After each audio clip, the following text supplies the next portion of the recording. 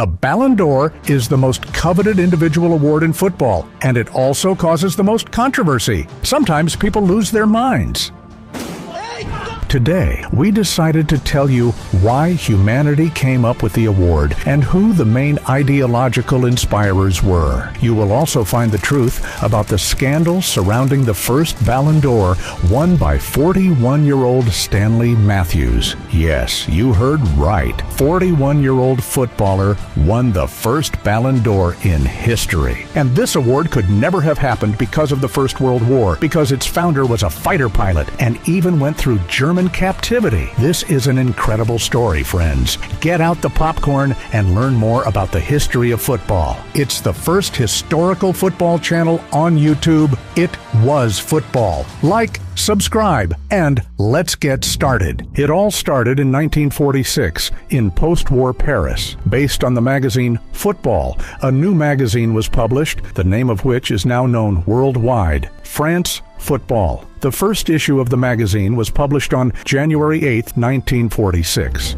At first, the publication focused mainly on local football events, covering French football, but the ambitions of the magazine's authors went much further. The idea to award the Ballon d'Or was born in 1956. Then, the editor-in-chief of the magazine, Gabriel Anno, asked his colleagues to vote for the best football player in Europe. Yes, just like that. He just asked the journalists to express their opinion, and based on that, the first Ballon d'Or was awarded, which looked quite funny. But more on that later. We should focus on the personality of Gabriel Anno, a former footballer who played for such clubs as Tourcoing, Prosenal Berlin, and AS Francis. He also played for the French national team. His position on the field is a defender. Gabriel was not just a football player, but a patriot, a French patriot. On August 3, 1914, Germany declared war on France, and France entered the First World War. Gabriel Anno, a fighter pilot, also entered the war. During one of his combat missions, his plane was shot down,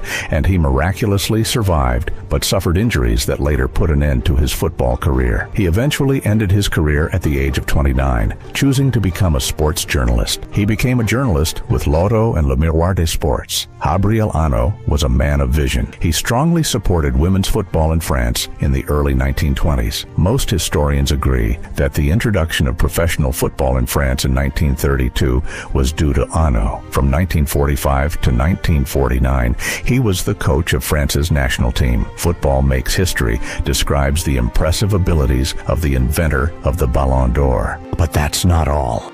With Jacques Ferrand, his colleague at L'Équipe, Anno developed the idea of the European Cup, a tournament for all championship teams across Europe, which later became the Champions League. He is also credited with creating the Champions League anthem, but this is not verified information, and we will make a video about it. Like this video if you want us to make a video about creating the Champions League anthem, which is known worldwide and is a favorite tune of many football fans. Gabriel Anno died in 1968, aged 78. We should be grateful to him for everything he did to develop our favorite game. Let's go back to 1956. Back then, the editor-in-chief of France Football and his colleagues were choosing the best footballer in Europe. Only a European could become the winner, and this rule was in effect until 1995. So the recognized kings of football, Pelé and Maradona, have never won the prize. The first winner of the Ballon d'Or was 41-year-old Stanley Matthews, a player from Blackpool, England. Now, it sounds like a fairy tale, but in 1956, journalists voted for the legend of English football. However, in that era, he was opposed by such stars as Sandor Kocsis, Ernst Öckwerk, Josef Bozic, Lev Yashin, Ferenc Puskás, Raymond Kopa, and Alfredo Di Stefano. Matthews had 47 points, Di Stefano 44 points, Kopa 33 points. At the time, France football's vote came as a real shock,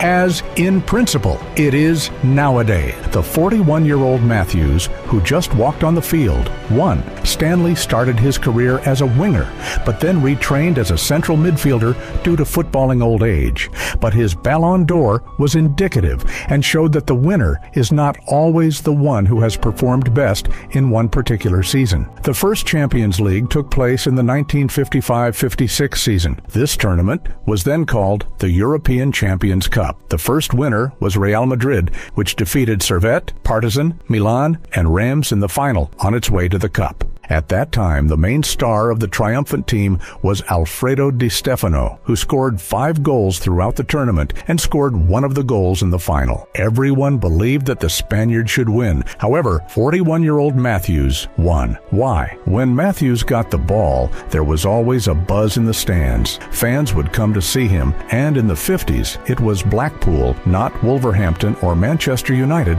that drew the biggest crowds at away game. At some point, Matthews ceased to be just a footballer. He became the property and pride of the nation. When, in 1953, Matthews finally won the FA Cup final on the 3rd attempt, becoming the hero of the decisive match against Bolton, the whole country rejoiced. The striker of the losing team, Nat Lofthouse, later recalled that in Bolton he had heard from the fans more than once. Stan took the cup, and this fact alone reconciles us to the defeat of our favorite team. Historians wrote about the Stanley Matthews phenomenon.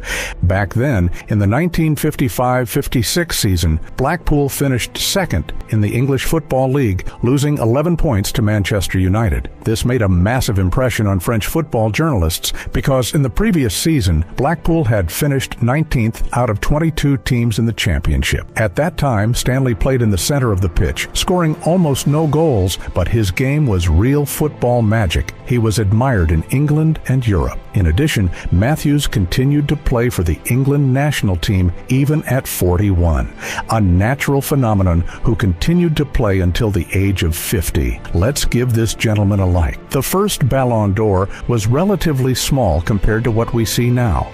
This photo shows Gabriel Ano presenting the prize at the offices of France Football magazine. Yes, it used to be modest and not as pompous as now. This is what the Sir Stanley Matthews Ballon d'Or looks like now, and its value is priceless because it is the first Ballon d'Or in history. The current Ballon d'Or measures 31 centimeters high, 23 long, and 23 wide, and weighs 7,200 kilograms. Its economic value is just over 3,000 euros, although its actual value is symbolic, something valuable for footballers. The first Ballon d'Or and its history tell us one thing. The Ballon d'Or was invented to honor the best footballers in Europe. Knowing Gabriel Ano's story, you can understand the hidden meanings he put into this award. It is an assessment of a footballer's contribution to the development of the game. This award is not given for one successful season. It is about the player's legacy and his impact on the game. That's why the first Ballon d'Or winner was 41-year-old Stanley Matthews, whose game attracted 10,000 more spectators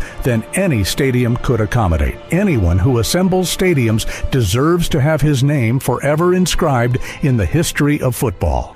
The Ballon d'Or is a historical book in which you will find a reflection of an era. This was the hidden meaning of the award, invented by Gabriel Ano, a footballer, pilot, journalist, and great football official. Ladies and gentlemen, please like this video if you enjoyed it. Subscribe to the first historical football channel on YouTube. It was football, and write comments.